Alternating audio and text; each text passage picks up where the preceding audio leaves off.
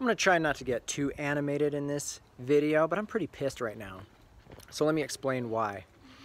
We moved back to Colorado and we start to reestablish care with physicians. And so we have to go back to our old pediatrician. And that was great, right? He was on board with us no longer vaccinating Holden because of his epilepsy, and it's pretty well known that kids with epilepsy should not continue getting vaccines because of the neurological damage they do. Well, unfortunately, this doctor retired shortly after we moved back, and they just kind of moved us over to another doctor in the same practice. Well, this other doctor does not agree and won't give us a medical exemption for Holden. Says we have to get a letter from the neurologist. Well, we go to the neurologist today for just a follow-up appointment, and I say, hey, I need your help. I need to get a medical exemption for Holden because our pediatrician retired. We went over to a new one. He doesn't have any experience with Holden, and he won't do the medical exemption because he hasn't worked with him, and he said if you would write one, that would work for their practice. Oh, she says, well, I normally don't do that. That's typically up to the pediatrician. And to be honest, I feel like you should do the vaccines. And I said, why would we do that when vaccines is what triggered his epilepsy? He started having seizures the day he received hepatitis A and Haemophilus influenza B.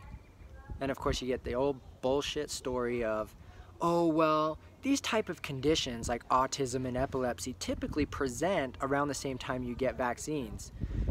So it can feel like a cause, but it's typically just a coincidence and correlation, blah, blah, blah. And I'm like, really? The day he received these vaccines, started having seizures that night, has never stopped since. And because we were slow to learn, he got his kindergarten shots and things got worse, and you still want to move forward with vaccines. Well, it's for the protection, and a lot of people don't understand that these infectious diseases were so horrible. And I said, oh, I understand. I said, I know that these infectious diseases were horrible, and they were horrible at the time for a reason, because of certain environmental factors that caused susceptibility. And I said, before the vaccines were ever introduced, the mortality rates of these diseases had dropped over 99%. I said, for measles, for example, it dropped 99.96% before the vaccine had ever come. So 95% of every person in this country had measles by the time they were 15 years old and was able to pass down immunity to their kids. And that was where real herd immunity came from. She goes, well, I'm talking about real science that says vaccines are safe. I said, what real science?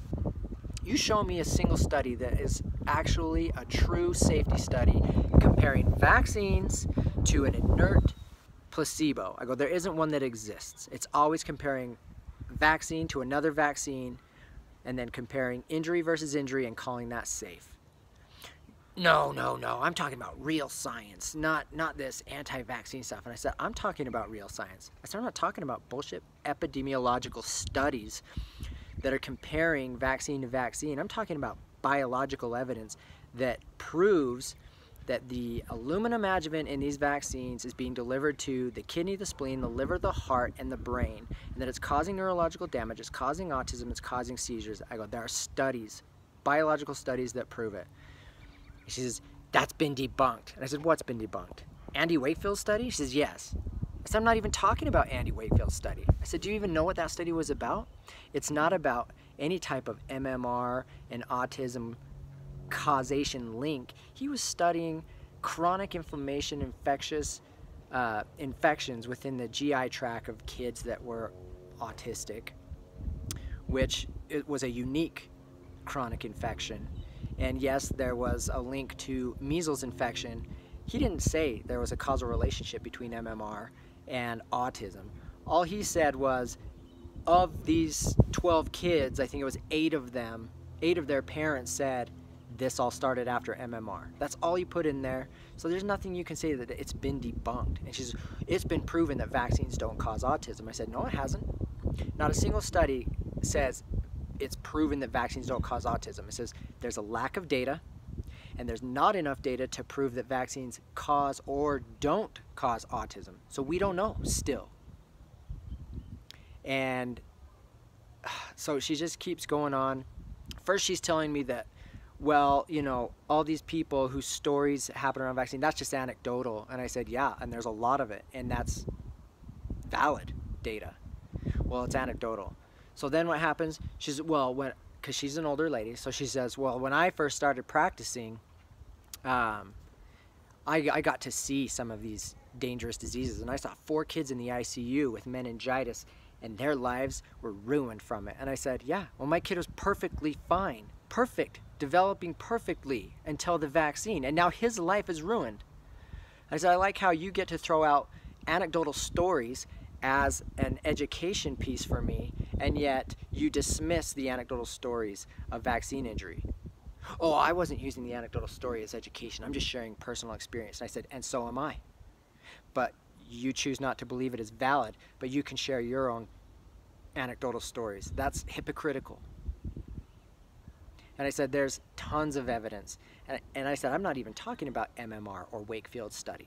I'm talking about dozens of other studies that show causal links between these diseases. And she said, well, Haemophilus influenza B is protecting people from meningitis and preventing that damage. I said, yeah, and it's causing damage. Haemophilus influenza B and hepatitis A is what caused Holden's epilepsy.